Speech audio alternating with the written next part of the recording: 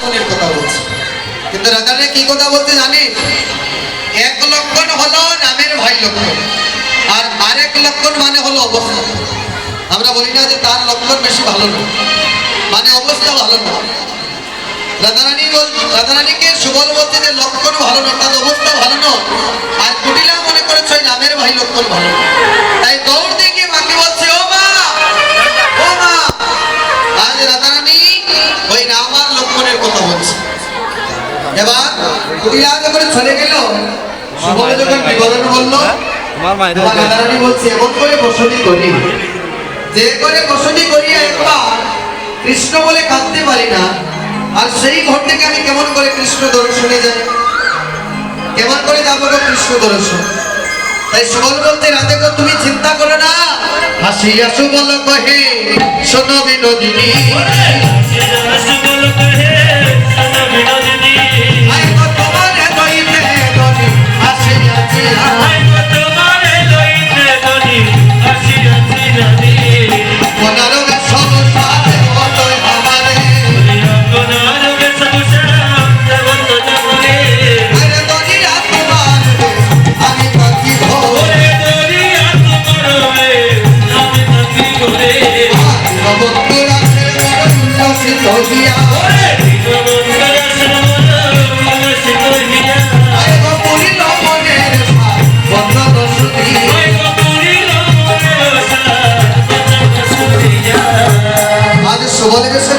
সাজিল, আর সুবল রাধার বেশে সাজিল।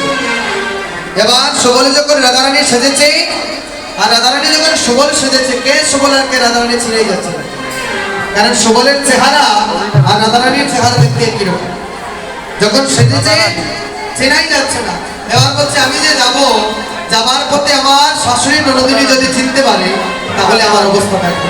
মনে মনে ভাবছে, যদিও ভাগিনী ছিলেন ননদিনী, যদিও ছিলেন ননদিনী, আরে কাটিয়া করিবে গুণ, শাশুড়ি জানিলে আয়ানকে বলিবে,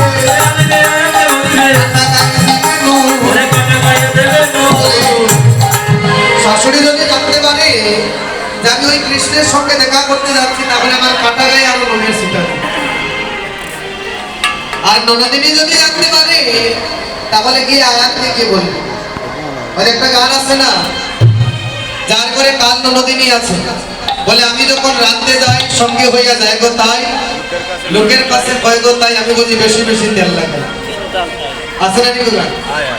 যার করে কাল ননদিনী আছে সেই কিন্তু বুঝতে পারে, বলে আমি যখন স্নানে যাই সঙ্গে হইয়া যায় গো তাই, লোকের কাছে কয় গো তাই, আমি বুঝি গিয়া লাগে।